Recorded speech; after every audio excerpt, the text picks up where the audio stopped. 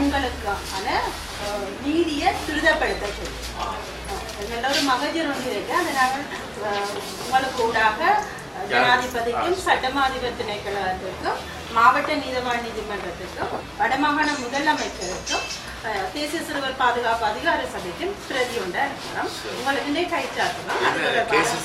நாங்கள் கோரிக்கைகள் முன் வைத்திருக்கிறோம்.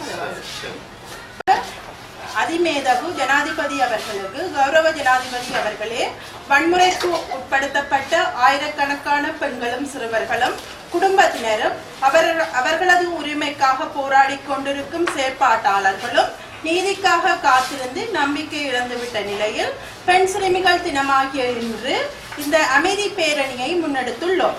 பெண்களுக்கு எதிரான பாலியல் வன்முறைகளும் கொலைகளும் சிறுவர்களுக்கு எதிரான பாலியல் வன்முறைகளும் கொலைகளும் மிகவும் மோசமான முறையில் நாடளாவிய ரீதியில் அதிகரித்து வருவதாலும் இவ்வாறான பல வன்முறைகளுக்கான நீதி இதுவரை கிடைக்காததாலும் குற்றவாளிகள் தண்டிக்கப்படாததாலும் நீதி கிடைக்கும் என்ற நம்பிக்கை இல்லாது போய்கொண்டிருக்கின்றது.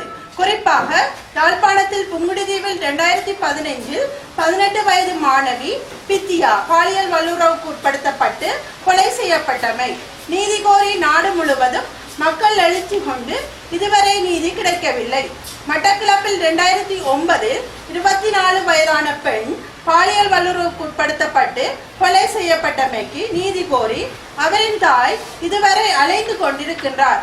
ஹெட்டனில் 2015 5 வயது சிறுமி பாலியல் வல்லுறவுக்கு உட்படுத்தப்பட்டமை, புத்தளத்தில் 2016 26 வயது பெண்ணை பாலியல் வல்லுறவுக்கு உட்படுத்தி முயற்சி, கம்பஹாவில் 2016 18 வயதான சிறுமி பாலியல் வல்லுறவு, கம்பளையில் 2016 7 மாத குழந்தையின் தாய் 10 பேரினால் பாலியல் வல்லுறவு, வவுனியாவில் 2016 14 வயது சிறுமி கரிஷ்ணவி பாலியல் வல்லுறவுக்கு உட்படுத்தப்பட்டு கொலை செய்யப்பட்டமை என வன்முறைகள் நாட்டில் அனைத்து பகுதிகளிலும் மீண்டும் மீண்டும் தொடர்ந்து கொண்டிருக்கின்றன.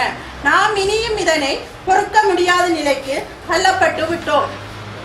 எனவே அதிமேதகு ஜனாதிபதி அவர்களே, எங்களுடைய கோரிக்கைகள் பெண்கள் சிறுவர்களுக்கு எதிரான வன்முறைகளுக்கான துரித நீதி வழங்கப்பட வேண்டும்.